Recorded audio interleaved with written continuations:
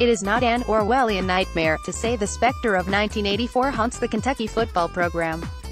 Since coach Jerry Claiborne's Hall of Fame Bowl champions went 9-3 in 1984, the Wildcats have never again won 9 games in a season.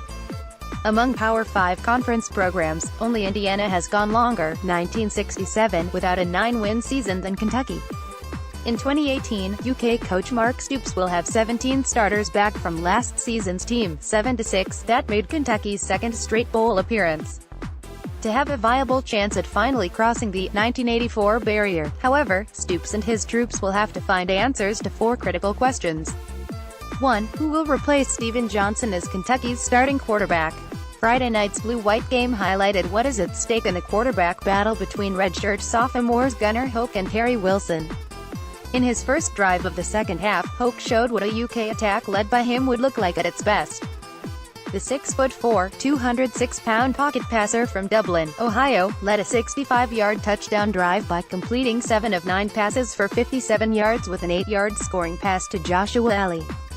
Kentucky quarterback Terry Wilson, 3, threw for a game-high 131 yards in UK's blue-white spring game on Friday while completing 10 of 24 passes with 1 interception.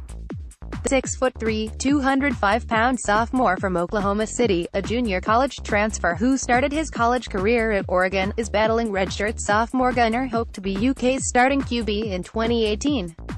Alex Litzas at Herald-Leader.com. Kentucky redshirt sophomore quarterback Gunnar Hoke, 12, completed 14 of 25 passes for 121 yards and 1 touchdown with no interceptions in UK's blue-white spring game on Friday.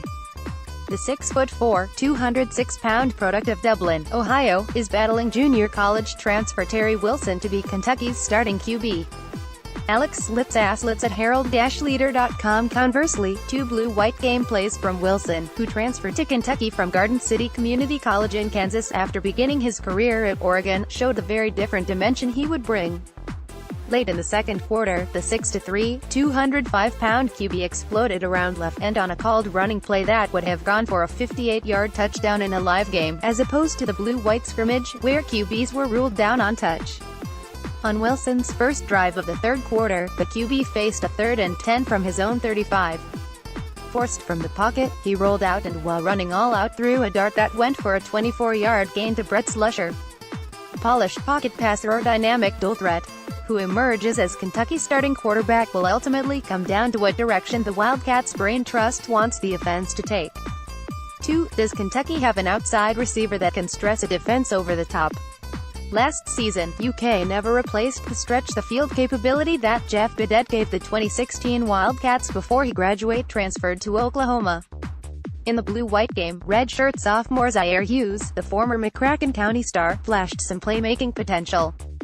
Playing with the second-team offense, the 6'1", 182-pound wideout caught 4 passes for a game-high 56 yards with a touchdown catch.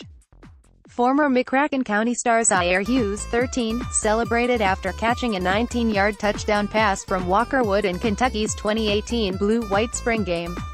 Zaire has some juice and he has some speed and he can get open, Kentucky coach Mark Stoops said.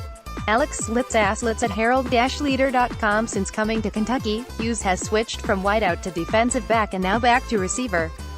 Pleased with Zaire because he has some juice, he has some speed, he can get open, Stoops said. 3. Can UK get its porous run defense fixed? As Kentucky lost its final 3 games of 2017, the Wildcats' run defense was gashed. Georgia ran for 381 yards on the Cats, Louisville 346 and Northwestern 333 in the Music City Bowl. The SEC Network's Cole Bellick illustrates how important it is for UK to get its run defense fortified with some telling numbers. In the 7 games Kentucky won last year, it surrendered an average of 94.3 yards per game on the ground. For the 6 contests UK lost, opponents ran for an average of 269.8 yards a game.